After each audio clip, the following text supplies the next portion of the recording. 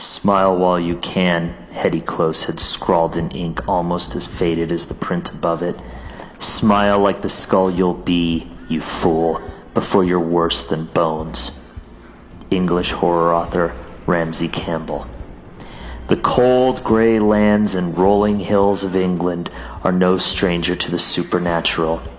Gloomy castles and long, silent battlefields are breeding grounds for chilling stories, and England's blending of Saxon, Norman, and Scandinavian cultural influences give plenty of material for tales of dread.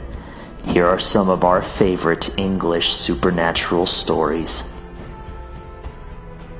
The Black Lady of Bradley Woods is a ghost which reportedly haunts the woods near the village of Bradley in Lincolnshire, England. Alleged eyewitnesses have described her as being young and pretty, around 5'6" tall, dressed in a flowing black cloak and a black hood that obscures her hair but reveals her mournful, pale, tear-soaked face. According to the legend, she has never harmed anyone and has only ever proven to be a pitiful, if unnerving, sight. During the War of the Roses, a young woodsman and his wife lived with their baby son in a cottage in Bradley Woods. Eventually, the woodsman left his family to fight, leaving his wife to bring up the baby alone. After many months, there was no news of the woodsman. Every day she would take her child and walk to the edge of the woods, awaiting the sight of her husband's return from the wars, unaware that the enemy army was nearby. As she was leaving her cottage, she was set upon by 3 cavalrymen who assaulted her before snatching the baby boy and riding off laughing into the woods. Heartbroken and humiliated, she wandered the woods searching in vain for her child and husband. After her death, people began to see her wandering the woods, carrying on her never-ending search. It is rumored that if someone ventures in the woods on Christmas Eve and shouts the words, Black Lady, I've stolen your baby" 3 times, the lady appears to them to take back her child.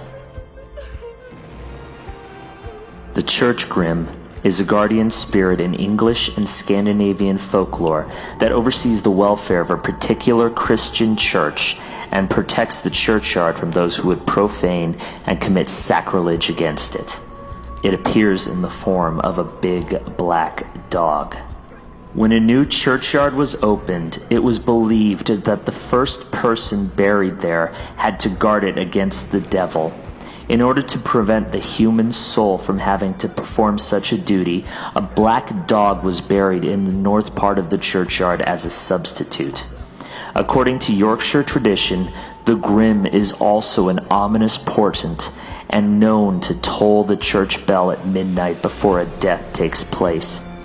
During funerals, the presiding clergyman may see the Grimm looking out from the church tower and determine from its aspect whether the soul of the deceased is destined for heaven or hell. The Grimm inhabits the churchyard day and night and is associated with dark, stormy weather. The multi-named monstrosity known as Rawhead, Tommy Rawhead, or Rawhead and Bloody Bones, is a boogeyman figure in British mythology that has been the focus of hundreds of horror tales meant to frighten children. He is usually described as a skull stripped of skin that eats its victims, and its companion is a dancing headless skeleton with blood dripping off its bones.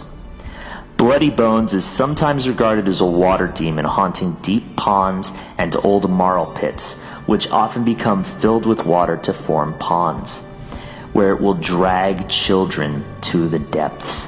Children are told to keep away from the marl pit, or Rawhead and Bloody Bones will have you. Somerset folklore on Bloody Bones says that he lived in a dark cupboard, usually under the stairs.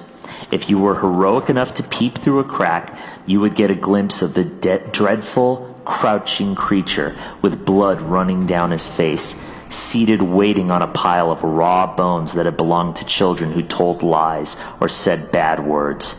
If you peeped through the keyhole, he got you anyway.